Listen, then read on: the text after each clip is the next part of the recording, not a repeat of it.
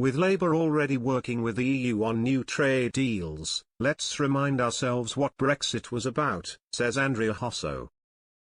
The writing has long been on the wall. In fact, it has never not been there. The establishment has never really accepted the referendum result.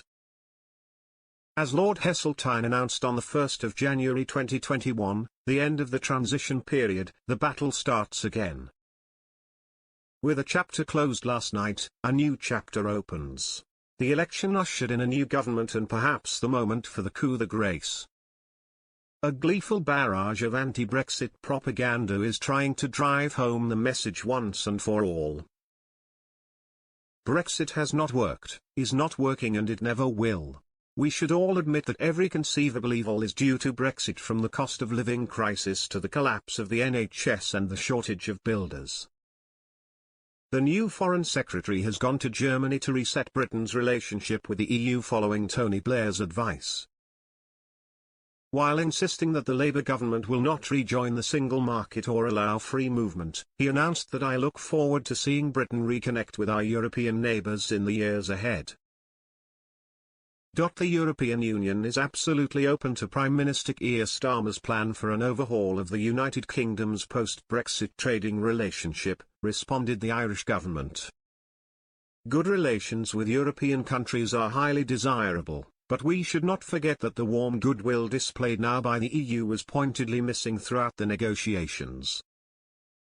We must ask what compromises the government's optimistic reset may mean in practice. One can't help recalling Lord Thornycroft's famous quote, "No government dependent on a democratic vote could possibly agree in advance to the sacrifices which any adequate plan for the European Union must involve." The people must be led slowly and unconsciously into the abandonment of their traditional economic defences, not asked. Would the new government, voted in by 1/3 of the 60% of voters, who cared to vote, set out to reverse Brexit? The main rejoinder argument is the economy. Some transitional problems were always expected. After all, it is impossible to end half a century of membership in any economic association without any rupture. However, to attribute the UK's economic problems to Brexit is a distortion of reality. Looking at real GDP growth from 2006, before the financial crisis, to the first quarter of 2024, we find that the UK has not been an outlier amongst major European economies. Despite the doom and gloom forecasts, the economy did not collapse after the referendum. Andrew Haldane, Bank of England chief economist at the time, admitted his profession is in crisis, having failed to foresee the 2008 financial crash and having misjudged the impact of the Brexit vote. This happened due to the failure of economic models to cope with irrational behaviour in the modern era.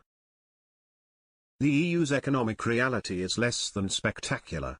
The 2024 forecast is 1% for the EU and 0.8% for the Eurozone. Various member states struggle with weak performance.